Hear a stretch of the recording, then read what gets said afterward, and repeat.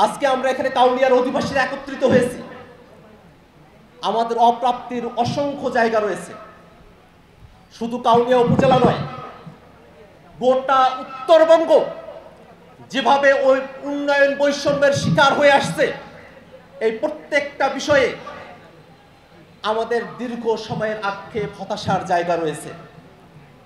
আমরা আমাদের হতাশার জায়গাগুলোকে পূরণ করে আশায় পর্যবেসন করতে পারি নাই। ঢাকা থেকে রংপুরে আসা যাওয়ার পথ, রেলপথে আসতে গেলে সিরাজগঞ্জ থেকে এত দূর ঘুরে বগুড়া হয়ে তারপরে আমাদের আসতে হয়।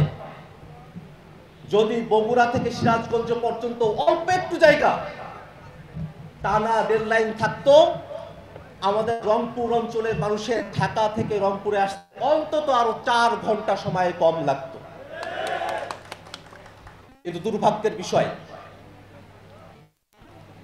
আমাদের উত্তর অঞ্চলের মানুষের ঈদের সময় ট্রেনের ছাদে করে আসতে হয়, কষ্ট করে আসতে হয়।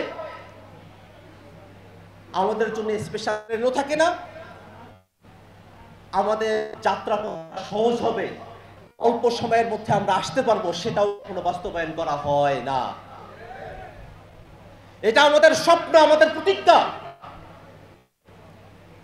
দল নির্বিশেষে মতপার্থক্য রংপুরের মানুষেরা যাতে সহজে ঢাকা থেকে রংপুর যাতায়াত করতে পারে, সড়ক পথ রেলপথে যে সংস্কার প্রয়োজন, সেই সংস্কারের জন্য আমাদের সকলকে, এনসিপি জামাত সকলকে একই সুরে কথা বলতে হবে।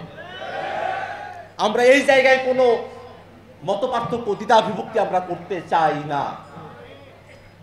প্রত্যেকটা দলের আলাদা আদর্শ রয়েছে, আলাদা মতবাদ রয়েছে। আমরা সেটা পরিশ্রিত উপায় সুচারুরূপে আমরা সেটা সম্পূর্ণ করব। কিন্তু উত্তরাঞ্চলের স্বার্থ, কাউনিয়ার স্বার্থের ব্যাপারে আমরা কখনো মতপার্থক্যকে প্রাধান্য দেব না।